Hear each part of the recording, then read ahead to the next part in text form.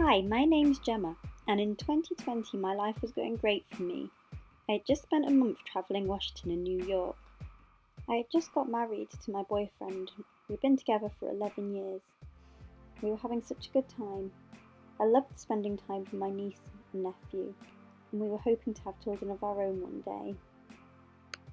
I loved my job, and once we moved to the countryside, I was living a fit and active life. I had been at my peak fitness. Me and my best friend had just trekked around Naples for a week and we'd been partying in the blazing heat. I had no idea what was to come. However, what I did know was that all this time since 2020 something was wrong, and I wasn't getting any answers from my local hospital. In 2020 I had first started noticing that my periods were slowing down. They had always been like clockwork before, and they slowly decreased until I had nothing left every month but spotting. I also had a nagging pain in my back on my left side too, but as I'd been working from home I assumed this was from poor posture. My GP was great and sent me for an urgent referral that showed a 3mm polyp on my womb.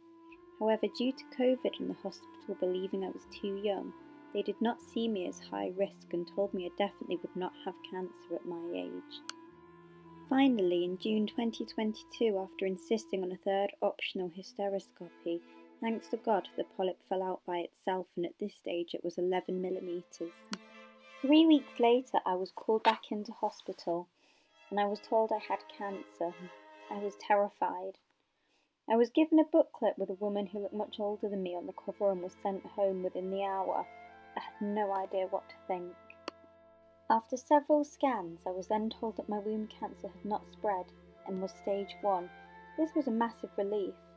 I was offered the Mirena coil, but I requested a hysterectomy instead, as I had never heard of the coil being used to cure cancer before.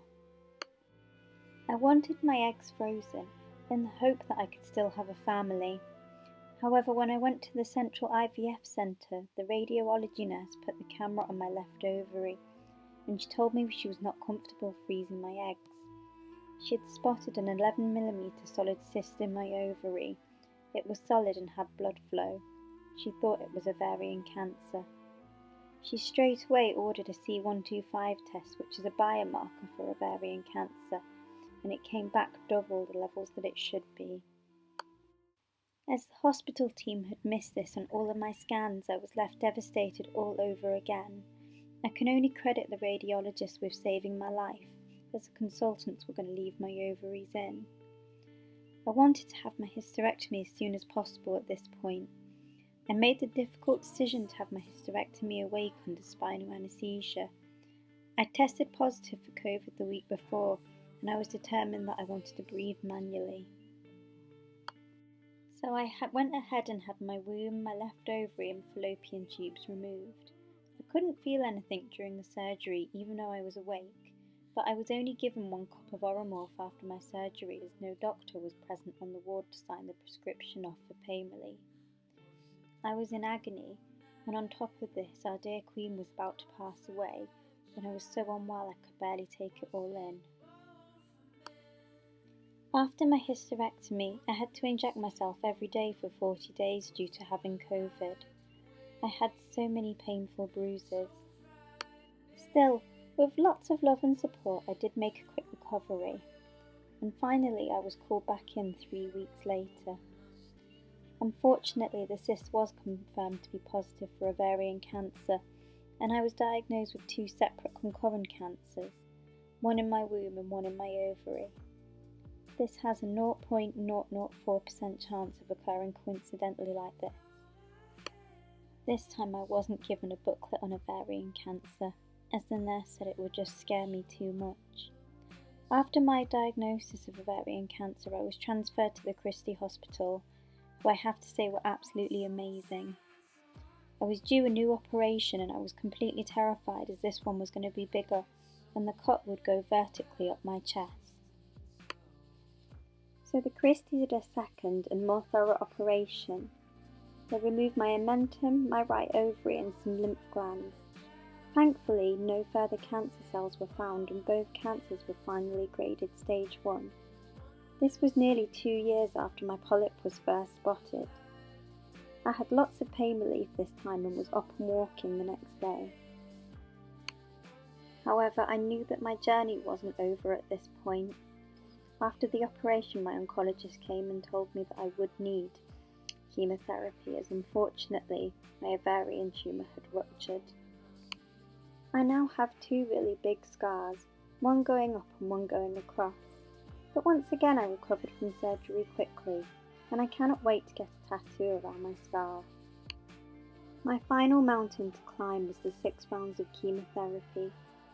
I'm currently halfway through and it has been very challenging for me to say the least. So far I have needed 2 platelet transfusions, as the chemotherapy hit my bone marrow so hard. This gave me so many bruises, headaches, swollen veins, and I also had to have a port fitted into my chest so it's easier to deliver the chemotherapy into my veins. Besides the cancer, I am also now in early surgical menopause, and I could not risk freezing my eggs. Although this was disappointing for me, there are many other ways me and my husband can have a family, and I am grateful that my cancer could be treated early. I want to do all that I can to spread awareness going forward now. Over the last 2 years I was concerned that I might either have cervical cancer or was having an early menopause, as this is the cancer that normally affects our age group. However, all my smear tests were normal and my fertility test showed I was very fertile. The charity Target Ovarian has been massively helpful in terms of helping me understand my diagnosis. Now I have the facts, I am determined to spread awareness that cervical cancer is not the only cancer that can affect the reproductive system, and I want to highlight the importance of early diagnosis.